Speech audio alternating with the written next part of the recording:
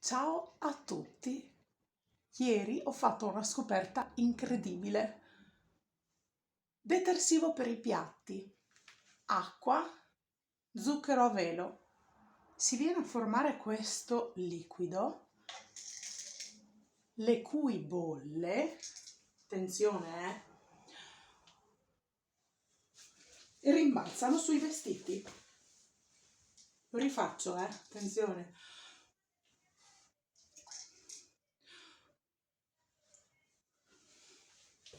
Lo vedete? Lo rifaccio. Boing, boing, boing, boing, boing. Robestino Crodi.